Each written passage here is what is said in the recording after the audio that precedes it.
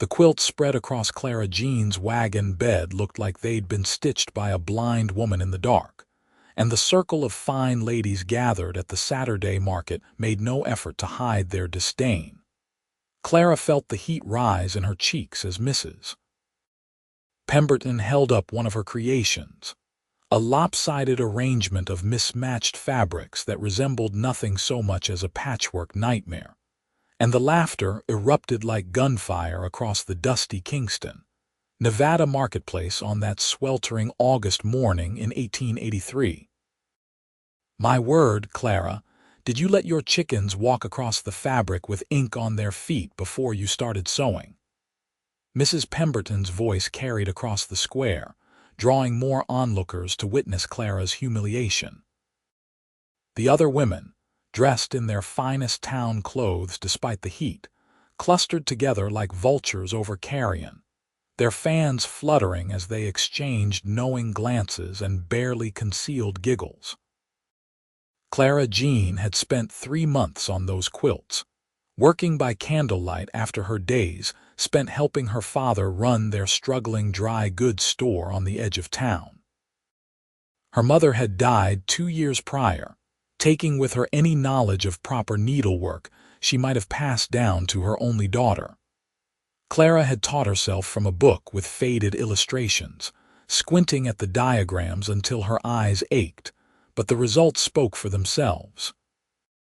Where other women created pristine geometric patterns and perfectly aligned stitches, Clara's quilts looked like they'd survived a stampede.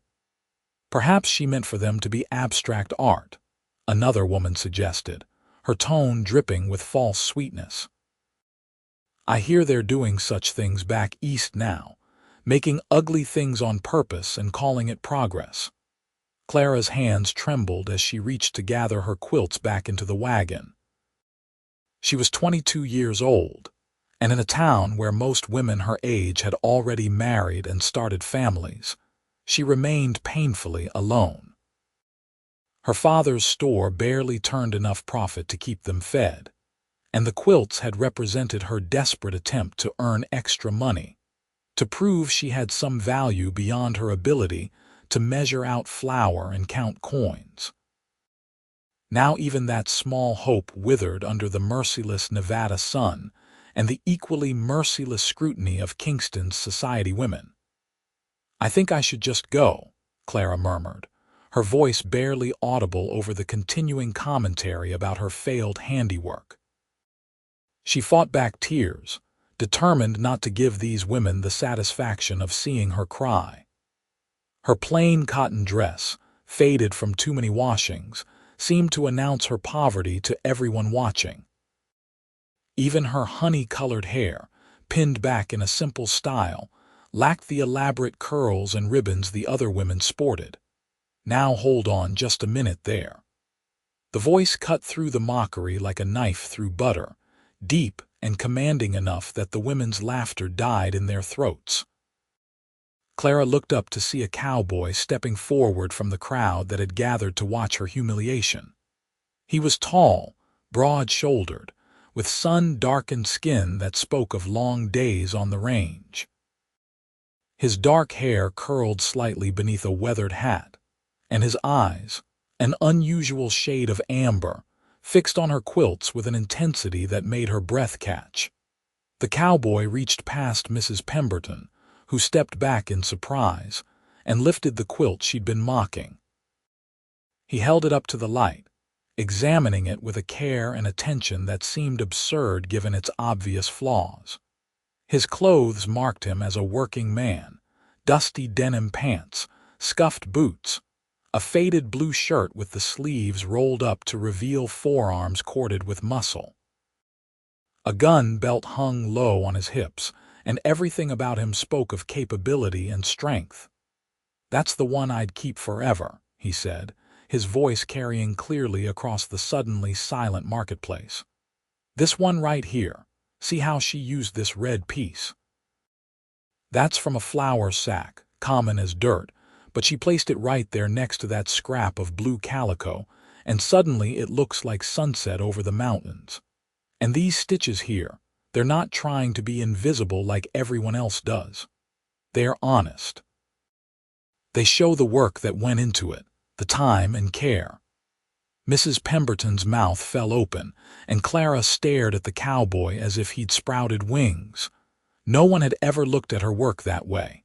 No one had ever looked at her that way, like she was something worth defending, worth noticing at all. "This quilt tells a story," the cowboy continued, running his calloused fingers along the uneven seams.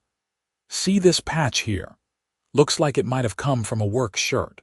And this one's definitely from a dress, maybe a Sunday dress judging by the quality. Someone took pieces of their life and stitched them together into something new. That's not ugly. That's brave." He turned to Clara then, and the full force of his attention made her feel dizzy. "How much you asking for this one, miss?" Clara's throat felt tight.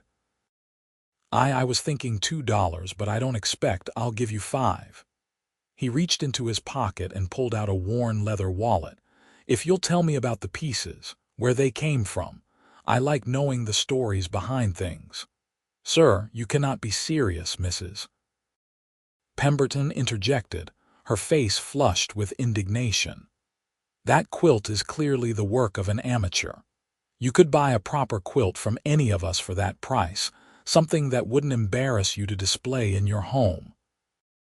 The cowboy's expression remained neutral, but something cold flickered in his amber eyes as he glanced at the society woman. "Madam, I've slept under the stars for more nights than I can count, and I've learned that the things that keep you warm aren't always the prettiest. But they're always the most honest. Now, if you'll excuse me, I'm conducting business here." He counted out 5 silver dollars and placed them in Clara's trembling hand. His fingers were warm and rough against her palm, and the brief contact sent an unfamiliar flutter through her chest. "I'm Lucas Reed," he said. "I'm the new foreman out at the Diamond Cross Ranch about 10 miles northeast of town. We just brought in a herd from Texas and I'm settling in for a while." "Clara Jean," she managed to say. "Clara Jean Hartley. My father runs the dry goods store on 4th Street. I'll be sure to stop by next time I need supplies." Lucas folded the quilt carefully, treating it with a reverence that made Clara's eyes sting with unexpected emotion. "And Miss Hartley, don't let anyone tell you your work isn't worthwhile. I've seen a lot of country, and I've met a lot of people who can make pretty things. But I've met precious few who can make honest things. You keep stitching your stories." He tipped his hat to her, nodded curtly to the circle of stunned women, and walked away across the dusty square. Clara watched him go, her heart pounding so hard she could feel it in her throat. The 5 silver dollars in her hand felt heavy, substantial, like they meant something more than just payment for a quilt. "Mrs." Pemberton and her companions recovered their voices quickly enough, but Clara barely heard their sputtered commentary. She gathered her remaining quilts with hands that no longer shook, loaded them back into her father's wagon, and climbed up onto the seat.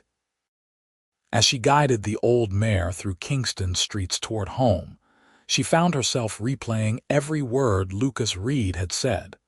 The way his voice had sounded when he defended her work, the genuine interest in his eyes when he looked at her stitching. The dry goods store sat at the edge of town, a weathered building that had seen better days. Clara's father, Samuel Hartley, looked up from the ledger he'd been studying when she came through the door. He was a thin man, worn down by years of hard work and the loss of his wife, his hair more gray than brown now, his shoulders perpetually stooped from worry. "How did it go?" he asked, though his expression suggested he already expected the worst. Clara set the stack of unsold quilts on the counter and then pulled out the 5 silver dollars. "A man bought one, paid more than I asked." Her father's eyebrows rose. "That's fine news, Clara. Maybe there's hope for selling the others after all." She wanted to tell him about Lucas Reed, about how he'd seen beauty in her clumsy stitching when everyone else saw only failure. But the words tangled in her throat, and she simply nodded, tucking $4 of the dollars into the store's cash box and keeping one for fabric to start a new quilt. Her father needed every penny she could bring in, especially with how slowly business had been lately. The new railroad depot had brought competition from bigger suppliers, and their little store struggled to match the prices of goods shipped in from back east. That evening, as Clara prepared their simple supper of beans and cornbread, she couldn't stop thinking about the cowboy. Lucas Reid. Even his name sounded strong, solid, like something you could depend on. She'd met plenty of men in Kingston, of course, but most treated her with polite indifference at best and pitying condescension at worst. Poor Clara Jean, they seemed to think, stuck running her father's failing store, too plain and poor to catch a decent husband. Even the ranch hands and cowboys who came through town looking for entertainment never glanced her way, preferring the prettier girls from established families. But Lucas Reid had looked at her differently. He'd seen her work, truly seen it, found value where everyone else found only mockery. The memory of his amber eyes studying her quilts made something warm unfurl in her chest, a feeling she didn't quite know how to name. Over the next week, Clara found herself watching the store's door more closely than usual, hoping to see Lucas walk through. She told herself she was being foolish, that he'd probably forgotten about her the moment he left the marketplace, that his kindness had been nothing more than a passing gesture. But hope was a stubborn thing, and it kept her watching nonetheless. On Thursday afternoon, with the sun beating down mercilessly on Kingston's dusty streets and turning the store into an oven, the door finally opened to reveal Lucas Reid. He looked different in the confines of the store, somehow larger than life, his presence filling the small space. Dust covered his clothes and hat, suggesting he'd ridden straight in from the range. "Miss Hartley," he said, removing his hat. His dark hair was matted with sweat, and he wiped his forehead with his sleeve. "I hope I'm not interrupting." Clara had been sorting through a shipment of buttons, and several clattered to the floor as she turned too quickly toward him. "Not at all. Please, how can I help you?" She cursed herself for sounding so breathless, so eager. Lucas smiled, though, a genuine expression that crinkled the corners of his eyes and made him look younger than she'd first thought. He couldn't be more than 25 or 26, she guessed, still young but with the weathered appearance of someone who'd lived hard. "I need some basic supplies," he said. "Coffee, mostly. We're running low at the bunkhouse, and some tobacco if you have it. Also, I wanted to tell you I used that quilt you made. Nights are cooling down already up in the high country where we're running the cattle, and it kept me warm just fine." Clara's cheeks flushed with pleasure. "I'm glad it served you well. Let me get those supplies for you." As she measured out coffee beans and wrapped them in brown paper, Lucas wandered around the store, examining the various goods on display. His attention seemed to linger on a bolt of fabric, a deep green cotton with small yellow flowers printed on it. "This is pretty," he said. "Would this make a good quilt?" "It could," Clara replied, trying to keep her voice steady as she tied string around the coffee package. "Though it might be expensive for that purpose. Quilts usually use scraps and remnants."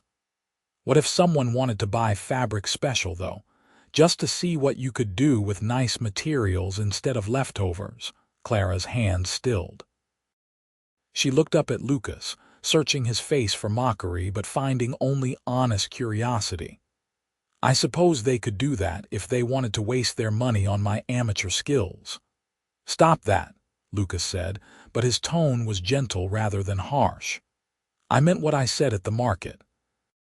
Your work has value, and I'm not the only one who thinks so. I showed that quilt to the ranch owner's wife, Mrs. Alina Cross. She said she'd never seen anything quite like it, that it had character. She asked where I got it. She was probably just being polite.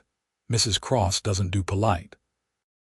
If she thinks something is trash, she says so. She's from Boston originally, went to fancy schools back east, has opinions about everything from literature to livestock. When she likes something, though, she's genuine about it. Lucas pulled a folded piece of paper from his pocket. She asked me to give you this. Clara wiped her hands on her apron before taking the paper. It was good quality stationery, the kind that cost real money, and the handwriting was elegant and precise. The note requested that Miss Clara Jean heartily call upon Mrs. Eleanor Cross at the Diamond Cross Ranch at her earliest convenience to discuss a potential commission for several quilts. I don't understand, Clara said, reading the note twice to make sure she hadn't misunderstood. She wants to commission me, after seeing one of my quilts. 3 quilts for the guest rooms, Lucas confirmed.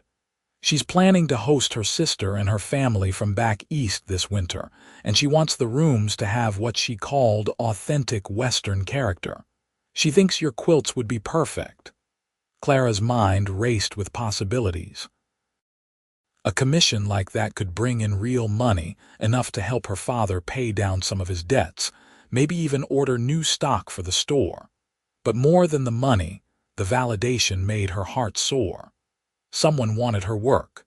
Someone saw value in what she created. I don't have a way to get out to the ranch, she said, the practical concerns crowding out her excitement. My father needs the wagon for deliveries, and I can't ride alone that far anyway. I figured you might say that, Lucas replied. I came into town today specifically to ask if you'd let me escort you out to the Diamond Cross on Sunday. I could pick you up after church services, have you back before dark. Mrs. Cross is eager to meet you and discuss what she wants.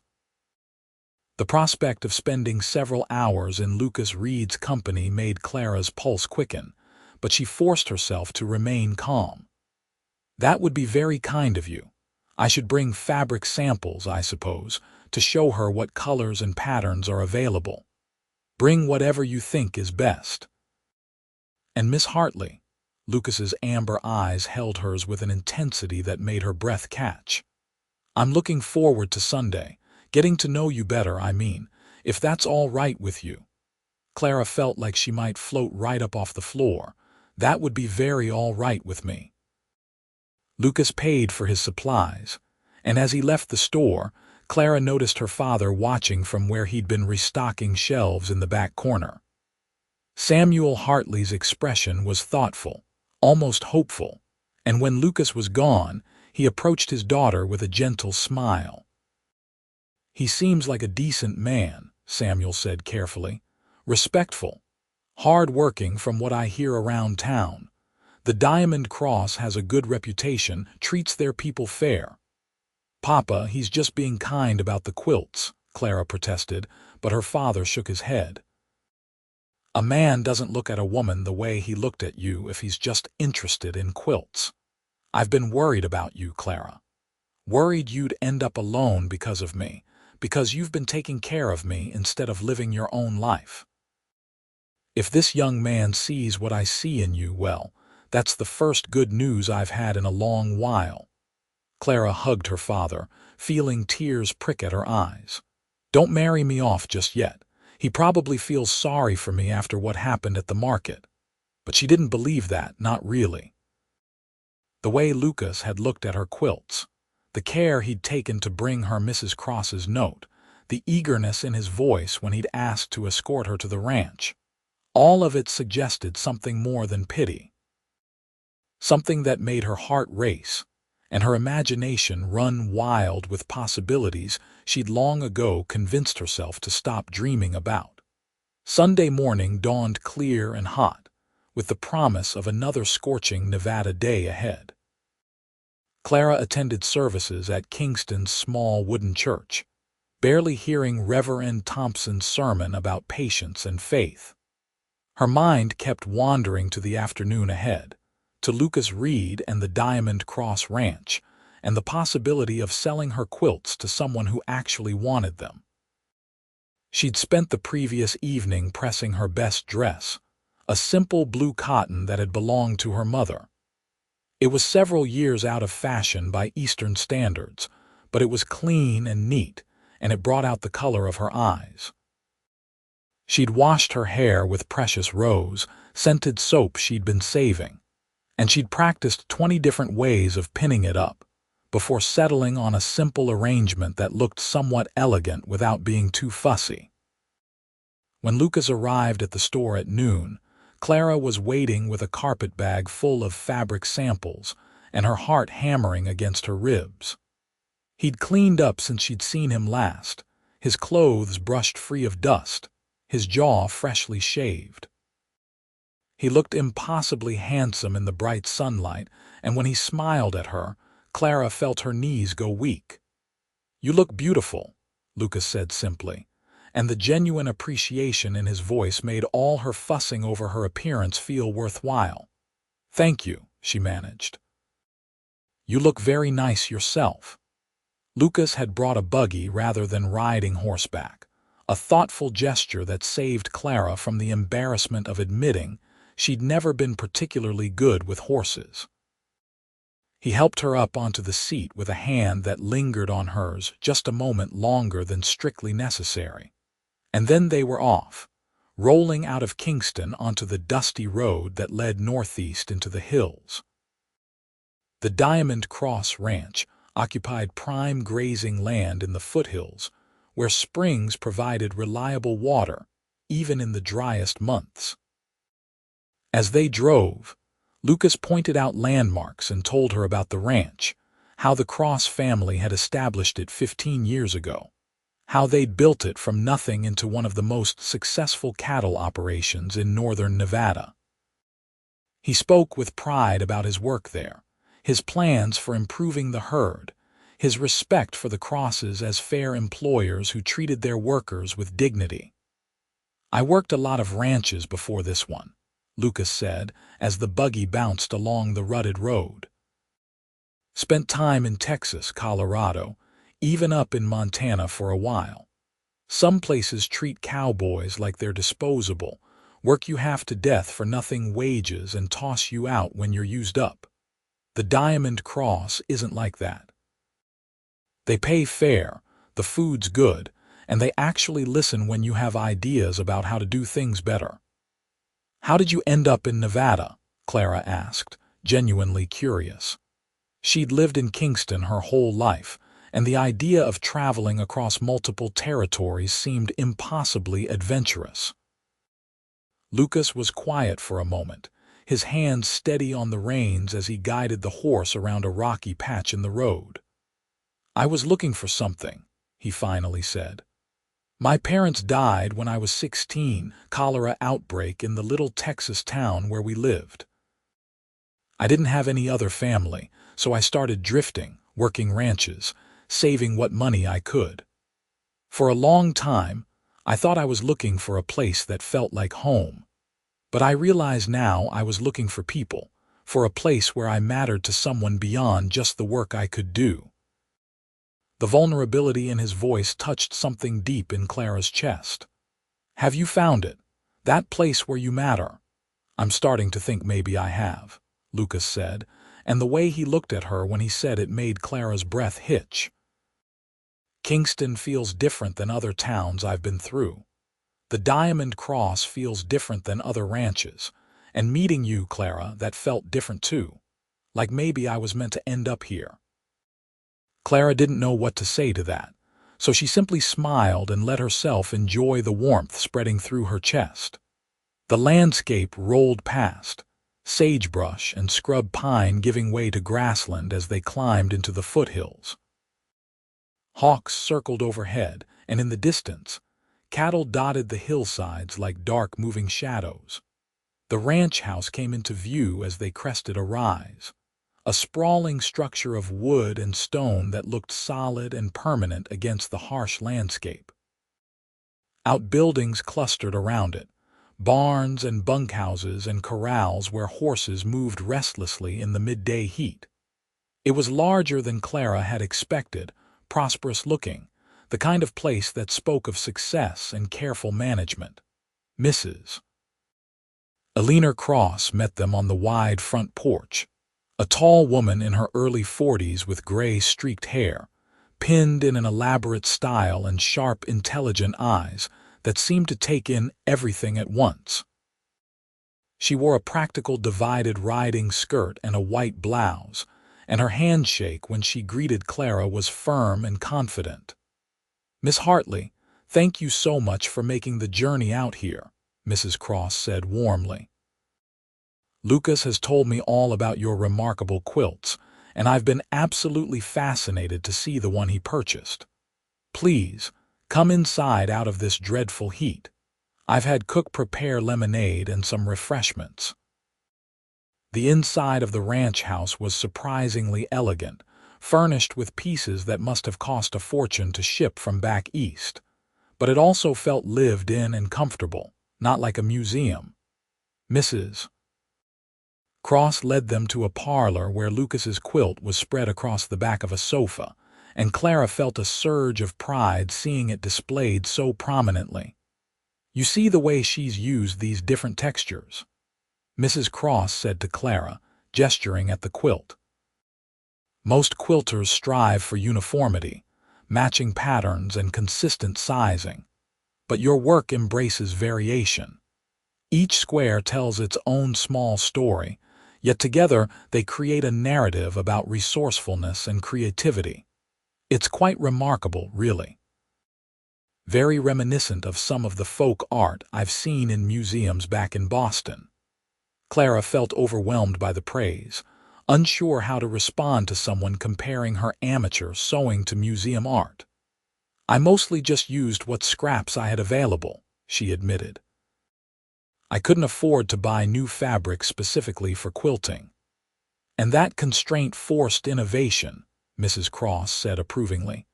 "The best art often comes from limitation, from having to work within boundaries and finding creative solutions. Now, let me tell you what I have in mind." Over lemonade and cookies, Mrs. Cross explained her vision. Her sister would be visiting from Boston with her husband and 2 grown children, arriving in late November and staying through the new year. Mrs. Cross wanted 3 quilts for the guest bedrooms, each one unique but cohesive as a set. She wanted them to reflect the Western landscape, to give her Eastern relatives a sense of the beauty and character of Nevada. She was willing to pay $25 per quilt, and she would provide high-quality fabric for Clara to work with, whatever colors and patterns Clara thought would work best. $25 per quilt, $75 total. Clara nearly choked on her lemonade. That was more money than she'd ever had at once in her entire life. With that much money, her father could pay off the store's debts, restock the shelves, maybe even hire someone to help with the heavy work so he wouldn't strain himself so much. "I don't know if I can create something worthy of that price," Clara said honestly. "My technique is very basic. I'm entirely self-taught from a book." "My dear, I'm not paying for technical perfection," Mrs. Cross said with a smile. "I'm paying for authenticity and vision. I can buy technically perfect quilts from catalogs back east. What I can't buy is what you create, pieces that speak to the reality of life out here, the resourcefulness and determination it takes to build something beautiful from limited resources. That's what I want my sister to see. That the West isn't just rough and uncivilized. It's creative and bold and full of its own kind of beauty." Lucas, who had been sitting quietly while the women talked business, spoke up. "Miss Hartley is one of the most talented people I've met, Mrs. Cross. I have complete faith she'll create exactly what you're hoping for." The confidence in his voice steadied Clara's nerves. She looked at the quilt spread across the sofa, at the mismatched squares she'd stitched together by candlelight, and tried to see what Lucas and Mrs. Cross saw. Maybe her lack of formal training wasn't a weakness. Maybe it was what made her work unique. "I'll do my best," Clara said firmly. "And I'll start right away. 3 quilts by late November, that gives me a little over 3 months. I can do that." "Wonderful, Mrs. Cross said, rising to shake Clara's hand again. "I'll have Lucas bring the fabric into town next week, along with a partial payment so you can begin. And Miss Hartley, I'm quite excited to see what you create. I have a feeling these quilts are going to be extraordinary." As Lucas drove Clara back toward Kingston in the golden light of late afternoon, she felt like she was floating. $75. A real commission. Someone who believed in her work. It was more than she'd ever dared to hope for. "Thank you," she said to Lucas as the buggy rattled along.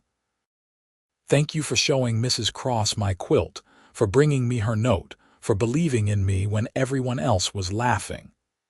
Lucas reached over and took her hand, his calloused fingers wrapping around hers with gentle strength. "Clara, I didn't do anything special. I just recognized quality when I saw it. You're the one with the talent, the one who's going to make those beautiful quilts. I'm just glad I got to be part of helping you get the recognition you deserve." Clara looked down at their joined hands, at the way his thumb stroked slowly across her knuckles. Her heart was beating so fast she was sure he must be able to hear it. "Can I tell you something?" she asked softly. "Anything. When those women were laughing at my quilts yesterday, I wanted to disappear. I've spent most of my life feeling invisible, like I don't matter to anyone except my father. But when you stepped forward and said those things, when you looked at my work like it was something precious, I felt seen for the first time in my life. Like I was more than just poor Clara Jean from the failing dry goods store." Lucas pulled the buggy to a stop, right there in the middle of the road with nothing around them but sagebrush and sky. He turned to face her fully, his amber eyes intense and serious. "You listen to me, Clara Jean Hartley. You are not invisible. You're remarkable. You take scraps and turn them into something beautiful. You keep going even when people mock you. You help your father run that store even though it must be hard and lonely work. You're strong and talented and kind, and any man would be lucky to know you." "Any man?" Clara asked, her voice barely above a whisper. "Especially this man," Lucas said, and then he was leaning closer and Clara's eyes fluttered closed as his lips met hers. The kiss was gentle and careful, a question more than a demand. Clara had been kissed exactly once before, by a boy at a church social when she was 17, and it had been wet and awkward and entirely forgettable. This was nothing like that. This was warmth and tenderness, and the taste of lemonade and the scent of leather and sage. This was Lucas Reed holding her like she was something precious, kissing her like she mattered. When they finally pulled apart, Clara was breathless and flushed, her heart pounding so hard her whole body seemed to pulse with it. Lucas looked equally affected, his pupils dilated and his breathing uneven. "I've wanted to do that since the moment I saw you at the market," he admitted. "Standing there trying so hard to be brave while those horrible women tore you down. I thought you were the prettiest thing I'd ever seen and the strongest too." "You thought I was pretty?" Clara asked in wonder. She'd never considered herself pretty, not with her plain features and her worn clothes and her work-roughened hands. "Beautiful," Lucas corrected. "And I'd like permission to court you properly if you'll have me. I know we haven't known each other long, but I feel something with you, Clara. Something I've never felt before. Like maybe all that drifting I did was just leading me here to Kingston to you." Clara felt tears slip down her cheeks, happy tears that she didn't bother to wipe away. "Yes," she said simply. "Yes, I'll let you court me. I'd like that very much." They sat there in the stopped buggy for a long moment, just holding hands and smiling at each other like fools, before Lucas finally got the horse moving again. As Kingston came back into view, Clara felt like her entire world had shifted.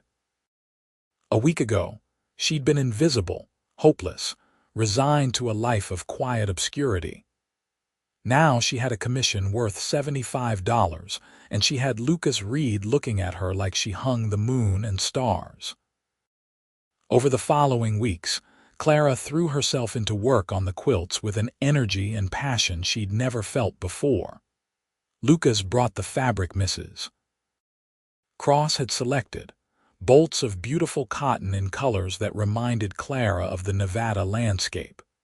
Deep blues like the evening sky, warm golds like the sun-baked earth, rich browns like the mountains in the distance, soft greens like the sage that covered the hillsides.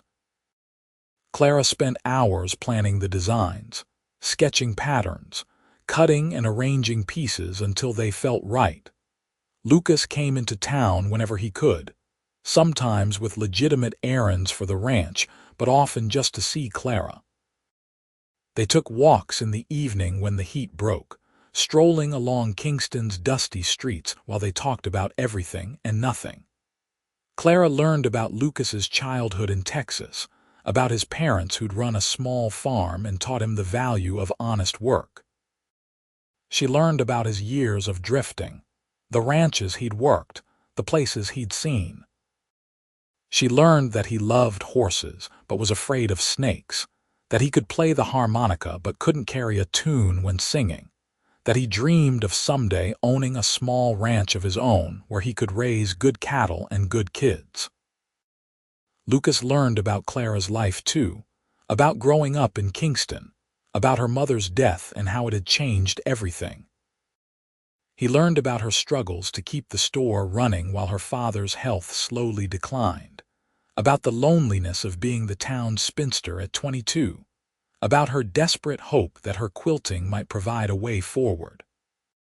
He learned that she loved thunderstorms but hated the heat, that she could recite poetry from memory but couldn't do arithmetic without counting on her fingers, that she dreamed of someday traveling beyond Nevada to see mountains and oceans, and all the things she'd only read about in books. The more time they spent together, the deeper Clara fell. Lucas was everything she'd never dared to hope for in a man, strong but gentle, confident but kind, ambitious but grounded. He treated her father with respect, helping with heavy lifting around the store without being asked. He never pressured Clara for more than she was ready to give, content to hold her hand and steal kisses in the shadows when they could. And he remained endlessly fascinated by her quilting, stopping by to see her progress, offering genuine feedback and encouragement. "This one's my favorite so far," Lucas said one evening in late September, examining the second quilt Clara had nearly finished. She'd created a pattern suggesting mountains against a twilight sky, using the deep blues and purples to create depth and dimension. "It reminds me of riding back to the ranch at dusk, when everything gets soft and quiet and beautiful." Clara beamed at the praise, her fingers aching from the hours of detailed stitching but her heart full of satisfaction. "I'm trying to capture what it feels like to live here, not just what it looks like. Does that make sense?" "Perfect sense," Lucas assured her. He pulled her away from her work and into his arms, kissing her forehead gently. "You're doing something special, Clara. These quilts are going to mean something to Mrs. Cross's family. They're going to see Nevada the way I see it, through your eyes." But not everything was perfect during those weeks. Clara became aware that her budding romance with Lucas was drawing attention in Kingston, and not all of it positive. Mrs. Pemberton and her circle of friends seemed particularly displeased that poor plain Clara Jean had somehow caught the eye of the handsome new foreman from the Diamond Cross. Rumors circulated that Clara had trapped Lucas somehow, that she deliberately manipulated him into defending her at the market, that the quilt commission was some kind of elaborate charity. Clara tried to ignore the gossip, but it stung nonetheless. She'd spent her whole life on the edges of Kingston society. Too poor and plain to fit in with the town's better families, but too educated and refined to be comfortable with the rougher elements. Having Lucas's attention should have elevated her status, but instead, it seemed to paint an even bigger target on her back. Things came to a head one Saturday in early October when Clara was in the general store buying thread for her quilting. Mrs. Pemberton was there with two of her friends, and they made no effort to lower their voices as they discussed Clara's situation. "It's really quite shameful how she's thrown herself at that poor cowboy," Mrs. Pemberton said loudly. "He was just being polite at the market, and now she's got her hooks into him something fierce. My husband says the men at the saloon are all talking about it, about how desperate she must be to snag any man who shows her the slightest kindness." Clara's hands shook as she counted out coins for her thread, but she kept her head high and her expression neutral. She would not give these women the satisfaction of seeing how their words cut her. "I heard the quilt commission is just a kindness from Mrs. Cross," another woman chimed in. "Everyone knows Alina Cross has a bleeding heart for unfortunates. She's probably paying that girl just to be charitable, and the cowboy is going along with it to make his employer happy." Clara gathered her purchases and turned to leave, but Mrs. Pemberton stepped directly into her path. "Tell me, Clara, does your cowboy know how desperate your father's situation really is? Does he know the store is mortgaged to the hilt, that Samuel Hartley is one bad month away from losing everything? Because if he doesn't, perhaps someone should enlighten him. Let him know what he'd really be getting into if he's fool enough to actually marry you." Something hot and fierce rose up in Clara's chest, burning away the humiliation and hurt. She looked Mrs. Pemberton straight in the eye and spoke with a clarity and strength that surprised them both. "Lucas Reed is the finest man I've ever met, and he's worth more than all your petty gossip and small-minded cruelty. You laughed at my quilts because they weren't perfect enough for you, but someone with actual taste and breeding saw value in them. You laugh at me because I'm poor, because I work for a living, because I don't have time to sit around drinking tea and destroying people's reputations. But I'd rather be poor and honest than wealthy and cruel. Now please step aside." Mrs. Pemberton's face flushed bright red, but she moved, and Clara walked out of the store with her head held high. Her hands didn't start shaking until she was halfway back to her father's shop, and then she had to stop and lean against a building, fighting back tears of anger and frustration. "Clara." Lucas's voice made her jump. He was suddenly there, dismounting from his horse with concern written all over his face. "What happened? Are you all right?" Clara wanted to lie, to pretend everything was fine, but the words spilled out before she could stop them. She told him about the gossip, about Mrs. Pemberton's cruel insinuations, about the rumors circulating through town. As she talked, Lucas's expression grew darker, his jaw clenching with suppressed anger. "Show me which store," he said when she finished. "Lucas, no, it will just make things worse. Clara, I'm not going to let people talk about you like that. I'm not going to let them question my intentions or your character. Now show me which store." Something in his voice told Clara that arguing would be pointless. She pointed out the general store, and Lucas strode toward it with purpose in every step. Clara hurried after him, her heart pounding with a mixture of dread and anticipation. Mrs. Pemberton was still holding court with her friends when Lucas walked through the door. He removed his hat politely, but his expression was hard as granite. "Mrs. Pemberton, I believe we need to have a conversation." The woman's eyes widened, and her friends seemed to shrink back. "Mr. Reed, I don't know what that girl told you, but that girl's name is Miss Clara Jean Hartley, and you'll use it when you speak of her," Lucas said, his voice low and controlled but carrying clearly through the store. I want to make something very clear to you and anyone else in this town who's been spreading rumors. I am courting Clara because she is intelligent, talented, and kind, all qualities that seem to be in short supply among Kingston's so-called society women. The quilt commission from Mrs. Cross is legitimate and based entirely on Clara's considerable artistic merit. And if I choose to marry Clara Jean Hartley, it will be because I love her and because I can't imagine spending my life with anyone else. Clara's breath caught at the casual way he said marry, as if it was a foregone conclusion rather than a distant possibility. Mrs. Pemberton seemed equally stunned. Furthermore, Lucas continued, if I hear any more gossip about Clara, any more cruel insinuations about her character or her motives, I will make it my personal mission to ensure that the Diamond Cross Ranch does all its business elsewhere. I'll recommend that every cowboy on our payroll take their wages to other establishments. I imagine the loss of that much regular business might hurt some of Kingston's merchants. Do I make myself clear? Mrs. Pemberton's face had gone from red to white. The Diamond Cross was one of the largest ranches in the territory, employing dozens of men whose regular purchases kept Kingston's businesses afloat. The threat of losing that business was not an idle one. I meant no harm, Mrs. Pemberton stammered. I was simply concerned you were being cruel, Lucas said flatly.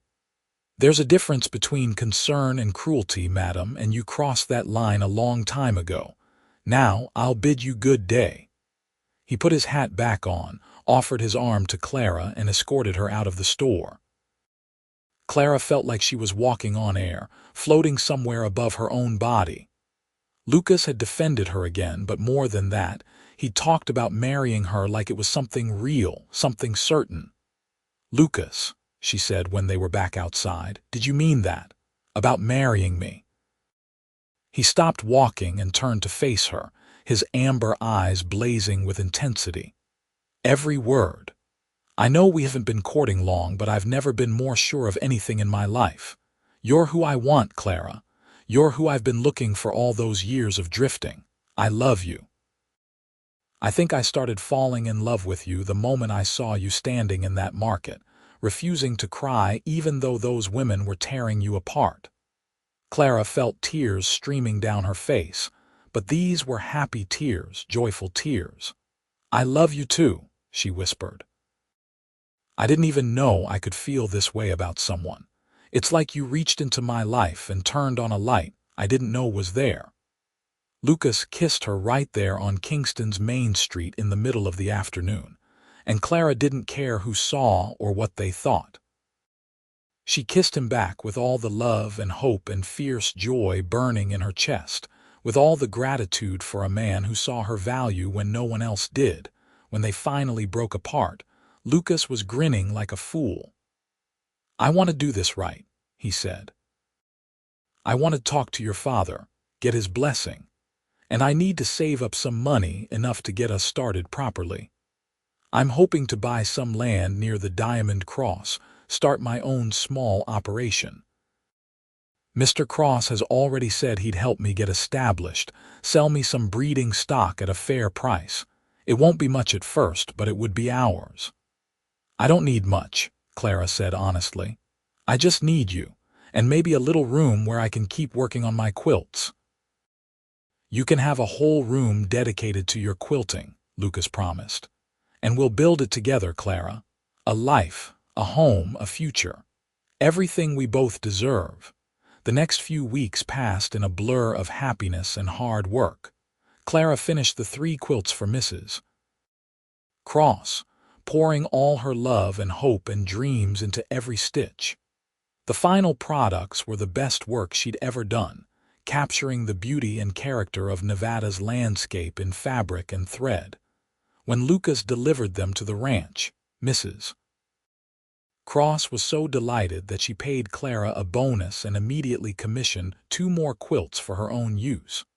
Word of Clara's talent spread beyond Kingston, brought by guests at the Diamond Cross and travelers passing through. Orders began to trickle in, small commissions at first but growing steadily. Clara raised her prices and discovered that people were willing to pay them, that her unique style had found an audience beyond just Mrs. Cross's sophisticated Eastern sensibilities. The money from her quilting allowed her father to pay down his debts and restock the store's shelves. More importantly, it allowed Samuel Hartley to hire a young man to help with the heavy work, giving him time to rest and recover some of his failing health. The store began to thrive again, and with it, her father's spirits lifted. In early November, Lucas formally asked Samuel Hartley for permission to marry Clara. Her father agreed with tears in his eyes, embracing Lucas like a son, and thanking him for seeing the treasure he'd always known Clara to be. They decided to wait until spring to marry, giving Lucas time to finalize the purchase of land and begin building their house, and giving Clara time to finish her current quilt commissions and prepare for married life. The engagement announcement caused another stir in Kingston, but this time the gossip was tempered by recognition of Lucas's clear devotion and Clara's growing reputation as an artist. Mrs. Pemberton and her friends maintained their distance, but other women, kinder women, reached out to Clara with genuine congratulations and warm wishes. Winter came to Nevada, bringing cold nights and occasional snow to the high country. Clara worked on her quilts by the warmth of the store's stove, her fingers flying as she stitched pieces together and dreamed of her future with Lucas. He visited whenever weather and ranch work permitted, bringing her wildflowers in the fall and carefully carved wooden gifts he made during long winter evenings in the bunkhouse. Mrs. Cross's sister and her family arrived from Boston in late November as planned, and Clara was invited to the ranch for a dinner celebrating their arrival. The Eastern relatives were charming and sophisticated, but they responded to Clara's quilts with genuine wonder and appreciation. Mrs. Cross's sister, a woman named Victoria, was particularly taken with Clara's work. "These are museum-quality pieces," Victoria declared, examining the quilts with the eye of someone who knew art. "The Museum of Fine Arts in Boston would be interested in these, I'm certain of it." Folk art is becoming quite fashionable in educated circles. The way you've captured the essence of Western life in these textiles is really quite remarkable. Clara felt overwhelmed by the praise, but Lucas squeezed her hand under the table, and she drew strength from his presence. He was proud of her. She could see it in every glance and smile, and that pride meant more to her than any amount of money or recognition. Christmas of 1883 was the happiest Clara had ever known. She and Lucas exchanged gifts, a new quilting frame he'd built with his own hands for her, and a fine leather belt with an engraved buckle for him. They attended Christmas services together, and afterward, Lucas kissed her under the stars outside the church while snow drifted gently down around them. "By this time next year you'll be my wife," Lucas murmured against her lips. "Mrs. Clara Reed, how does that sound?" "Like everything I've ever wanted," Clara whispered back. Winter slowly gave way to spring, and with the warming weather came progress on Lucas's land. The property he'd purchased was beautiful, 20 acres of good grazing land with a creek running through it, and views of the mountains in every direction. Lucas and some friends from the Diamond Cross began building a house, a modest 2-room structure with plans for expansion as they grew their family. True to his word, Lucas made sure one room would be dedicated to Clara's quilting, with good windows for light and plenty of storage for fabric and supplies. Clara visited the property whenever she could, bringing picnic lunches and spending afternoons watching the house take shape. It wasn't large or fancy, but it was theirs, built with Lucas's own hands and his dreams of their future together. She could picture herself living there, waking up beside Lucas, raising children, growing old together, watching the seasons change over the Nevada landscape. In April, Clara received a letter from Victoria, Mrs. Cross's sister back in Boston. The Museum of Fine Arts was indeed interested in Clara's work and wanted to purchase 2 of her quilts for their growing American folk art collection. They were offering $100 per quilt, an astronomical sum that made Clara gasp when she read the figure. Along with the letter was a formal contract and an invitation to send them her 2 finest pieces. Clara cried when she showed Lucas the letter, overwhelmed by how far she'd come from the humiliated woman standing in the Kingston market with quilts everyone mocked. Lucas held her close and reminded her that this was only the beginning, that her talent deserved recognition, and her work deserved to be seen and valued. "You're going to be famous," Lucas teased gently. "My wife, the famous artist, I'll have to beat men away with a stick." "You'll do no such thing," Clara laughed through her tears. "I'm yours, Lucas Reed, now and always. No amount of fame or money will change that." They were married on a perfect May morning in 1884, standing before Reverend Thompson in Kingston's little church, with what seemed like the entire town in attendance. Clara wore a dress she'd made herself, simple white cotton trimmed with lace, and she carried wildflowers Lucas had picked that morning. Her father walked her down the aisle with tears streaming down his face, and when he placed her hand in Lucas's, Clara felt like her heart might burst with happiness. Lucas looked impossibly handsome in a new suit he'd bought specially for the occasion, his dark hair freshly cut, and his amber eyes bright with love and promise. When he said his vows, his voice rang out clear and strong, leaving no doubt in anyone's mind that he meant every word. "I, Lucas James Reed, take you, Clara Jean Hartley, to be my lawfully wedded wife. I promise to honor you, protect you, and love you all the days of my life. I promise to see you, truly see you the way I saw you that first day. I promise to cherish your gifts and support your dreams. I promise to build a life with you that's worthy of the remarkable woman you are." Clara could barely speak through her tears when it was her turn. "I, Clara Jean Hartley, take you, Lucas James Reed, to be my lawfully wedded husband. I promise to love you, support you, and stand beside you all the days of my life. I promise to be your home when you're weary, your comfort when you're troubled, and your partner in all things. I promise to stitch our life together with the same care and love I put into my quilts, making something beautiful from whatever pieces were given." When Reverend Thompson pronounced them husband and wife, Lucas kissed Clara with a tenderness and passion that made the assembled crowd break into applause and cheers. "Clara Jean Reed," she thought as they walked back down the aisle together. "I'm Mrs. Clara Jean Reed." The name felt like a promise, like the beginning of everything she'd dreamed of. The reception was held at the Diamond Cross Ranch, where Mrs. Cross had insisted on hosting a proper celebration. Tables groaned under the weight of food, a small band played dancing music, and the whole community came together to celebrate the union. Even Mrs. Pemberton made an appearance, offering stiff but polite congratulations that Clara accepted with grace. As the sun set over the Nevada hills, painting the sky in shades of gold and crimson, Lucas pulled Clara away from the festivities to a quiet spot overlooking the valley. "Happy?" he asked, wrapping his arms around her from behind. "More than I ever thought possible," Clara admitted, leaning back against his chest.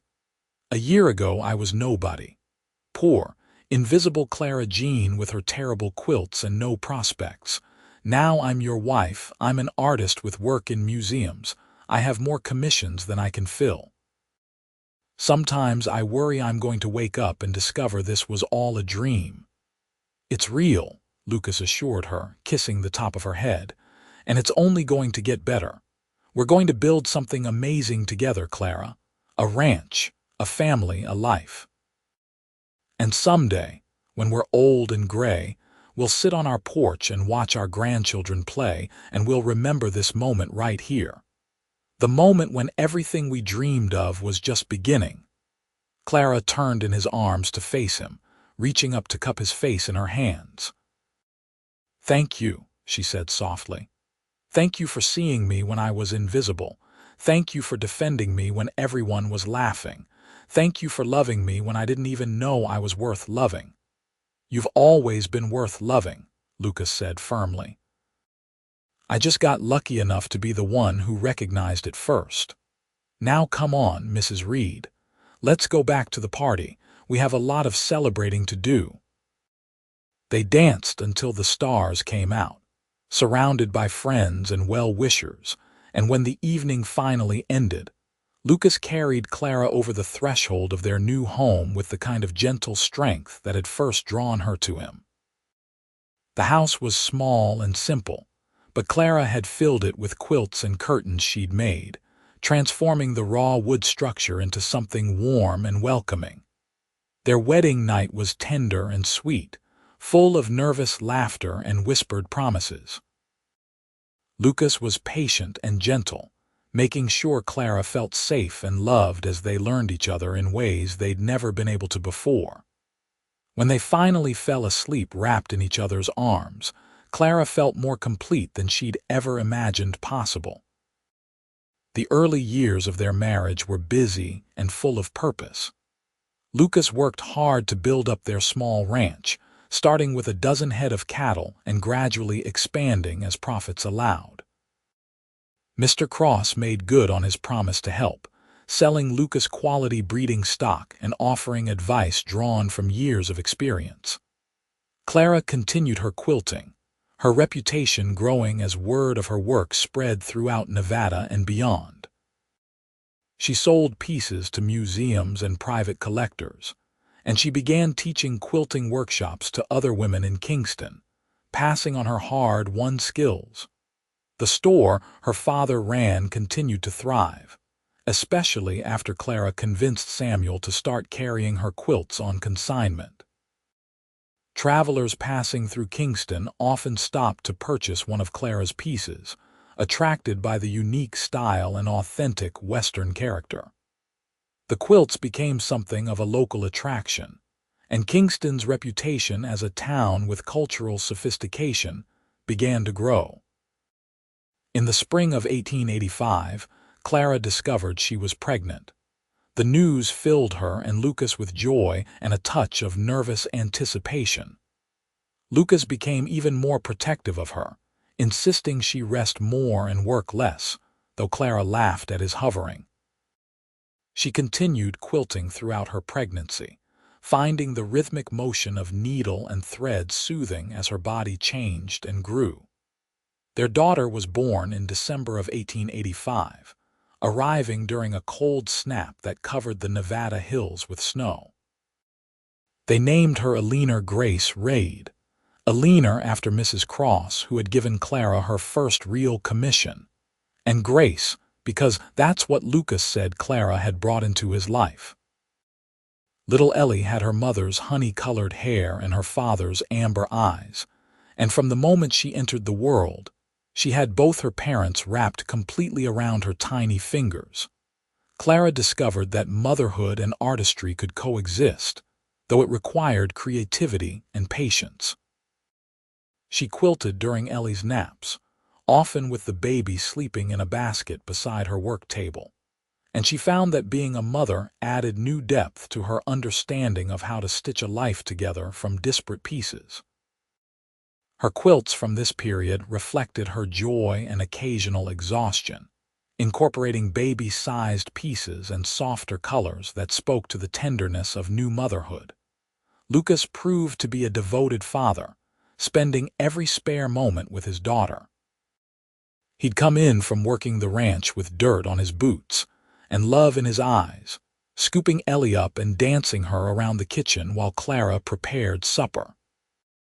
On quiet evenings, the three of them would sit together by the fire, Lucas reading aloud from books while Clara stitched and Ellie slept peacefully nearby. The ranch continued to grow steadily, and by 1887, Lucas was able to hire a young cowboy to help with the work. This allowed him more time at home with Clara and Ellie, and it gave him space to pursue some of his own dreams. He began breeding horses alongside the cattle, developing a reputation for producing reliable working horses with good temperaments. His horse business became almost as successful as his cattle operation, and the Raid Ranch, though small, earned respect throughout the territory. In 1888, Clara received an invitation that changed everything. The World's Industrial and Cotton Centennial Exposition was planning a retrospective exhibit on American folk art, and they wanted to feature several of Clara's quilts as examples of Western frontier creativity. The exhibition would travel to multiple cities including San Francisco, Denver, and Chicago, exposing Clara's work to thousands of people. Lucas encouraged her to accept without hesitation. "This is your dream, Clara. People all over the country are going to see what you've created, understand the beauty and artistry of what you do. You have to say yes." Clara did say yes, though the prospect of her quilts traveling so far from home made her nervous. She selected 5 of her finest pieces, including the very first quilt Lucas had purchased at the Kingston market 3 years earlier. She packed them carefully with tissue paper and sent them off with a mixture of pride and anxiety. The exhibition opened in San Francisco in the fall of 1888, and the reviews were extraordinary. Newspapers praised Clara's authentic frontier vision and her innovative use of common materials to create uncommon beauty. Art critics compared her work to established folk artists, and suddenly Clara Jean Reed of Kingston, Nevada, was a name people recognized. Orders flooded in, more than Clara could possibly fill. She raised her prices again and became more selective about commissions, choosing only projects that genuinely interested her or spoke to her artistic vision. The money she earned went toward expanding the ranch, building additions onto their house, and establishing a fund for Ellie's future education. But success didn't change who Clara was at her core.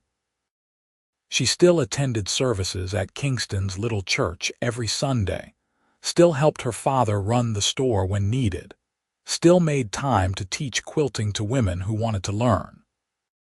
She never forgot what it felt like to be the poor girl everyone mocked, and she made sure to treat everyone with the kindness and respect she'd wished for during those dark days.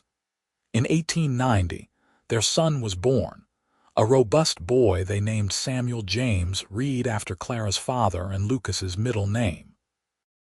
Sam had his father's dark hair and his mother's determination, and from the moment he could walk, he followed Lucas around the ranch like a devoted shadow. Where Ellie was thoughtful and creative, Sam was energetic and bold, and together the 2 children filled the Reed household with laughter and chaos. Mrs. Alina Cross remained a close friend and mentor to Clara throughout the years.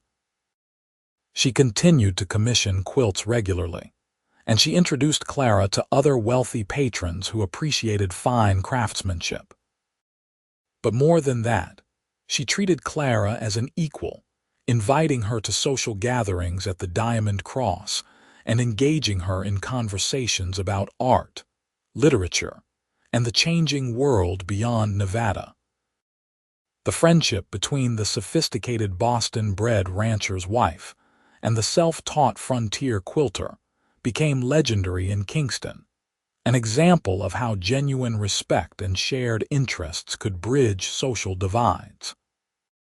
Samuel Hartley lived to see his grandchildren grow, his health improving with the reduction of financial stress. He eventually sold the dry goods store to a young couple from Colorado and moved into a small house on Clara and Lucas's ranch property, where he spent his final years surrounded by family. He died peacefully in his sleep in 1893, content in the knowledge that his daughter had found happiness and success beyond anything he'd imagined possible. The years passed in a rhythm of seasons and milestones. Ellie grew into a talented young woman who inherited her mother's artistic eye, though her medium was painting rather than quilting. Sam became a skilled rancher, learning everything Lucas could teach him about cattle, horses, and the land. The Reed Ranch expanded to over 200 acres, a prosperous operation that employed several hands and produced some of the finest livestock in northern Nevada. Clara's quilts continued to gain recognition and acclaim. Several more of her pieces found homes in museums, and a Boston publisher approached her about writing a book on frontier quilting techniques. She agreed, spending a year documenting her methods and philosophies, creating what became a definitive text on American folk quilting that remained in print for decades. But through all the success and recognition, the foundation of Clara's life remained her relationship with Lucas. He never stopped seeing her the way he'd seen her that first day at the market, as someone remarkable and beautiful, and worth defending. They grew older together, weathering the challenges that came with running a ranch and raising a family, but they never lost the essential connection that had drawn them together. On their 10th wedding anniversary in 1894, Lucas surprised Clara with a gift that made her cry. He'd commissioned a local carpenter to build her a dedicated quilting studio, a bright, airy space with large windows and custom-built storage for her growing collection of fabrics and supplies. Above the door, he'd had carved, "Clara's Story House, where life becomes art." "You take pieces of cloth and stitch them into stories," Lucas said as he walked her through the space. "You've been doing it since the day I met you. This is where you can keep creating, keep telling your stories. And someday, when our grandchildren ask about their grandmother, I'll bring them here and show them the beautiful things you made." Clara wrapped her arms around her husband, this man who had changed everything for her with a few kind words and genuine appreciation. "I love you, Lucas Reed. More now than even on the day we married." "Good thing," Lucas teased, kissing the top of her head, "because I'm planning on keeping you forever. Just like I said about that first quilt, you're the one I'd keep forever, Clara. You always have been." The turn of the century brought changes to Kingston and to Nevada. The frontier was settling, becoming more civilized and connected. Railroads expanded, bringing easier access to goods and markets. The wild days of the Old West were fading into memory and legend.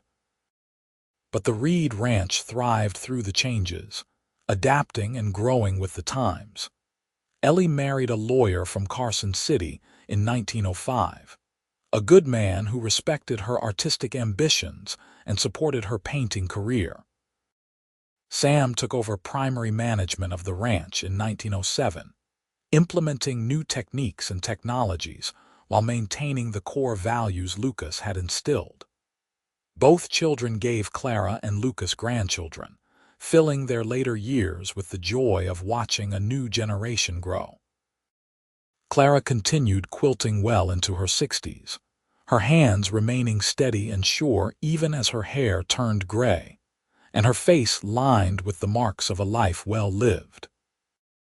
Her later works were considered by critics to be her finest, possessing a depth and mastery that came from decades of practice and a lifetime of stories to tell. Museums competed to acquire her pieces, and her quilts commanded prices that would have seemed impossible to the young woman who'd stood humiliated in the Kingston market so many years before. Lucas aged gracefully beside her, his dark hair going silver but his amber eyes remaining as sharp and warm as ever. He never fully retired from ranch work, insisting that he needed to stay active and useful, though he gladly let Sam handle the heaviest labor. He took up woodworking in his spare time, creating beautiful furniture that Clara filled their home with, pieces as functional and honest as her quilts. On warm summer evenings, they'd sit together on the porch of the house Lucas had built with his own hands, watching the sun set over the Nevada hills they both loved. Sometimes they'd talk about the early days, laughing over memories of their courtship and the struggles of building the ranch. Other times they'd sit in comfortable silence, simply enjoying each other's presence and the peace of knowing they'd built something lasting. "You ever regret it?" Clara asked one evening in 1912, when they were both in their early 60s. "Defending me that day at the market. Your life might have been simpler if you just walked away." Lucas looked at her like she'd said something crazy. "Regret loving you. Regret building this life with you. Clara, defending you at that market was the smartest thing I ever did. It led to everything good in my life. You, our children, this ranch, all of it stems from that one moment when I decided to speak up for what I recognized as valuable. I was so scared that day," Clara admitted. "Scared everyone was right about me, that I was worthless and untalented and destined for nothing." "You were never any of those things," Lucas said firmly. "You just needed someone to see you clearly. And I'm grateful every day that I was the one who got to do that I was the one who got to spend my life with you." Clara reached over and took his hand, their fingers intertwining with the ease of decades of practice. "We did good, didn't we? With our life, we did better than good," Lucas assured her. "We did amazing. And we're not done yet, Mrs. Reed. We've still got stories to tell, grandchildren to spoil, sunsets to watch. We've got forever, remember. That's what I said about your first quilt, and that's what I say about us." Clara Jean Reed lived to be 73 years old, passing peacefully in her sleep in 1934 with Lucas holding her hand. Her obituary appeared in newspapers across the country, celebrating her contributions to American folk art and her role in elevating frontier crafts to the level of fine art. Museums held retrospectives of her work, and art historians wrote papers analyzing her techniques and influence. But to Lucas, she was never the famous quilter or the folk art pioneer. She was simply Clara, the woman he'd fallen in love with in a dusty Nevada market, the woman who'd taught him that true beauty comes from authenticity rather than perfection. He lived 3 more years after her passing, spending his time with family and working on a memoir about their life together that he wanted their grandchildren and great-grandchildren to have. Lucas Reed died in 1937 at the age of 76, and he was buried beside Clara on a hill overlooking the ranch they'd built together. Their children and grandchildren gathered for the funeral, along with what seemed like half of Kingston and representatives from all the places Clara's quilts had touched. The minister spoke of love and partnership, of 2 people who'd found each other against the odds and built something beautiful together. After the service, their oldest granddaughter, Eleanor Grace Johnson, stood before the assembled mourners holding one of Clara's quilts. It was the very first one, the quilt Lucas had purchased at the Kingston market more than 50 years before, the one he'd kept all those years as a reminder of the moment his life changed. "My grandfather used to tell us about the day he met grandmother," Eleanor said, her voice thick with emotion. "He said he saw the women laughing at her quilts and saw her standing there trying to be brave, and he knew immediately that he was looking at something special. He said, 'That's the one I'd keep forever.' He meant the quilt, but he also meant grandmother. And he did keep her forever, just like he promised. They kept each other. Eleanor carefully folded the quilt, the stitches still strong despite decades of use, the patches still holding their stories. This quilt reminds us that love recognizes value where others see only flaws. It reminds us that speaking up for what's right can change everything. And it reminds us that the best things in life are built slowly, stitch by stitch, day by day, with patience and care and commitment. My grandparents taught us all that. They showed us what forever looks like. The Reed Ranch remained in family hands for generations, and Clara's quilts became treasured heirlooms passed down through the family alongside the stories of how Clara and Lucas met. The quilting studio Lucas built for Clara was preserved as it was, a small museum to her craft and their love. Visitors to the ranch could see the space where Clara had created her masterpieces, could read the words carved above the door about stories and art. In the town of Kingston, a historical marker was eventually erected on the site of the old marketplace, commemorating the day Lucas Reed defended Clara Jean Hartley and changed both their lives forever. The marker quoted his words, "That's the one I'd keep forever," and art students and romantics alike made pilgrimages to the spot, drawn by the story of two people who found each other in an unlikely moment. Clara's quilts remained in museum collections and private holdings, valued not just for their artistic merit, but for what they represented. They were tangible proof that beauty can emerge from limitation, that creativity flourishes under constraint, that honest work has value beyond technical perfection. They were remnants of a time and place where the frontier was still wild and life was hard, but where love and recognition and simple kindness could transform everything. The story of Clara and Lucas became part of Nevada's folklore, told and retold with the kind of mythic qualities that legends acquire over time. But at its heart, it remained a simple story about two people who saw each other clearly, who chose each other against the odds, and who built a life together one day, one stitch, one act of love at a time. It was a story about the courage it takes to stand up for what's valuable when everyone else is laughing. A story about the transformative power of being truly seen. A story about forever and what it means to keep someone in your heart across all the years and changes life brings. And somewhere in a climate-controlled museum vault, carefully preserved and periodically displayed, that first quilt still exists. The stitches are uneven, the patterns mismatched, the squares slightly crooked.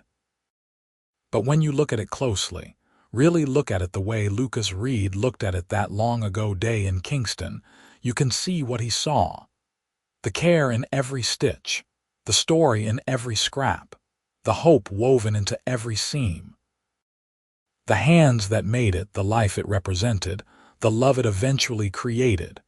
You can see that it's not just a quilt. It's a testament to the power of recognition, the importance of speaking up, the beauty of honest work. It's a love story stitched in cloth and thread, a reminder that sometimes the things worth keeping forever are the things everyone else overlooks. And it's proof that when someone truly sees you, truly values you, truly loves you, they can change your entire world with just a few words and genuine appreciation. They can turn mockery into triumph, loneliness into belonging, despair into hope. They can take all the mismatched pieces of your life and show you how they stitch together into something beautiful, something worthwhile, something forever.